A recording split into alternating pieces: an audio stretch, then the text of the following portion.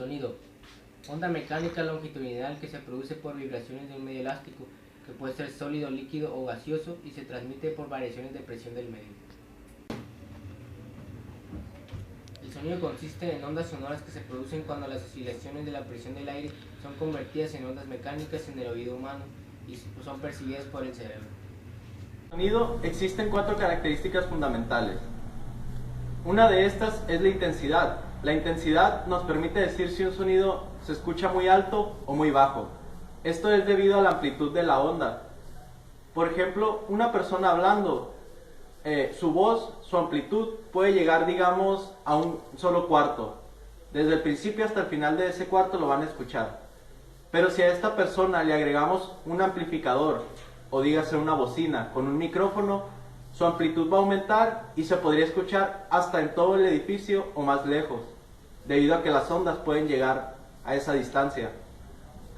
Otras características vendrían siendo la tonalidad y el timbre.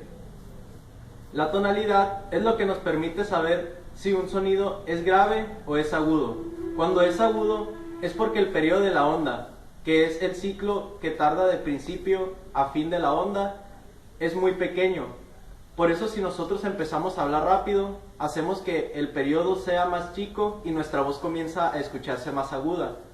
Pero si nosotros alargamos el periodo, o sea, si alargamos la onda y empezamos a hablar más lento, nosotros vamos a notar que nuestra voz se escucha muchísimo más grave a como lo hace de forma normal.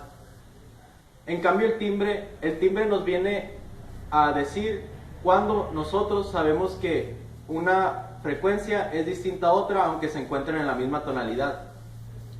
Esto se podría explicar al momento de escuchar instrumentos. Si nosotros escuchamos a una trompeta y a un violín que están tocando exactamente la misma nota, en la misma tonalidad, nosotros podemos distinguir los instrumentos debido a pequeños cambios armónicos que se hacen, por ejemplo, en la caja del violín o en la forma de expulsar el aire de la trompeta.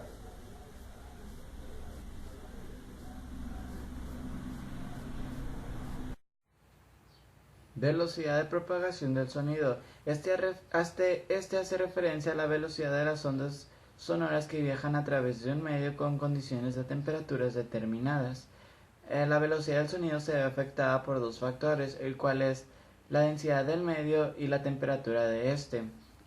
La densidad lo afecta de tal manera en que entre más sólido sea el medio por el que viaja, más rápido lo hará, y entre más alta sea la temperatura del medio, más rápido llegarán las ondas del sonido. Por cada grado que aumenta la temperatura, aumenta 0.6 metros sobre segundo de velocidad a las ondas del sonido.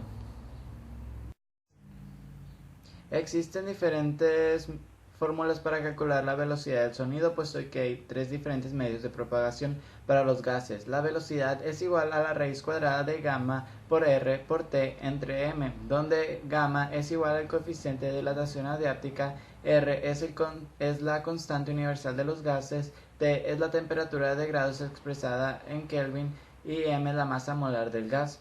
Para los sólidos la fórmula es B es igual a E entre Rho, donde E es el módulo de Young y Rho es la densidad del sólido. Y para los líquidos la fórmula es velocidad igual a la raíz de K entre Rho, donde K es el módulo de compresibilidad del líquido y Rho es la densidad del líquido.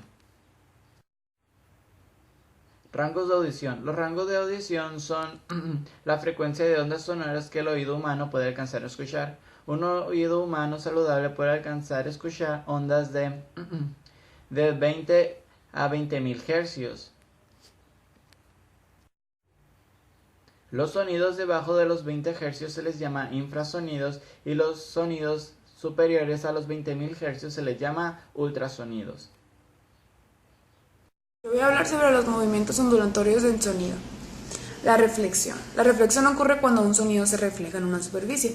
Entre más densa sea esta superficie, más eficaz va a ser la reflexión, o sea, más entendible va a ser el sonido. El eco se produce a través de la reflexión. Nuestros oídos pueden escuchar un mismo sonido como si fueran 2 sonidos diferentes si este tiene un intervalo de tiempo de por lo menos 1/10 de segundo. La reverberación es la prolongación del sonido. Este se produce a través de ondas reflejadas que llegan a nuestros oídos.